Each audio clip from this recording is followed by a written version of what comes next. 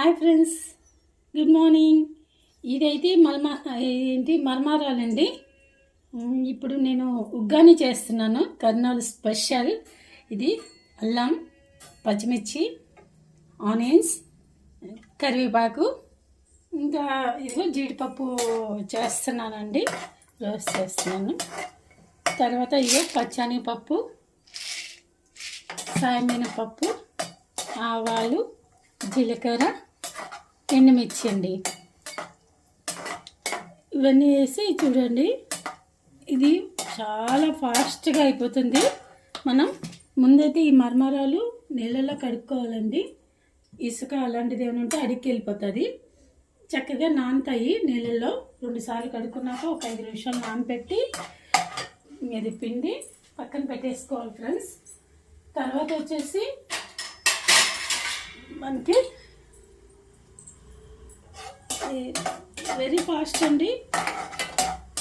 మనం ముందు రోజు ఇడ్లీ పిండికి ఇడ్లీ కానీ దోశ కానీ తయారు చేసుకోవాలంటే ముందు రోజే ప్రిపేర్ చేసుకోవాలి. ఇది అక్కర్లేదు, 5 నిమిషాల్లో రెడీ అయిపోతుంది.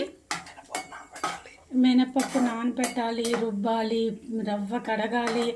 చాలా ఇది అంటే ఇడ్లీ కూడా చాలా మంచిది, హెల్దీ ఫుడ్ అండి. అది ఆయిల్ అది ఉండదు కాబట్టి అది తినొద్దు అనట్లేదు. వారంలో వీక్లీలో 1 టైం అయినా ఇది చక్కగా చేసుకోవచ్చు ఫ్రెండ్స్. చక్కగా నిమ్మకాయ అది పిండుకుంటాం కాబట్టి పుల్లగా.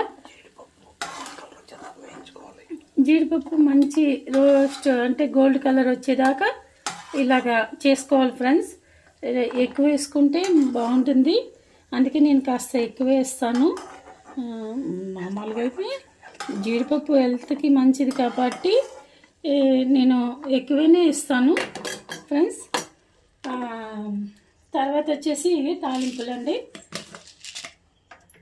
పచ్చనిపప్పు అవి కొంచెం ఎక్కువ వేస్తాము. పెద్దవాళ్ళు ఉంటే నావలేరు కాబట్టి కొంచెం తక్కువ వేసుకుంటారు. ఇది ఈ తాలింపు పచ్చనిపప్పు, మినపప్పు కూడా ప్రతి కూరలో కూడా వేసుకోవచ్చు ఫ్రెండ్స్. ఈవెన్ మటన్, చికెన్లో కూడా వేసుకోవచ్చు, ఎందుకంటే మంచిదండి. నాకు ఒక డాక్టర్ గారు చెప్పారు, అందుకే నేను అన్నిట్లో వేస్తాను.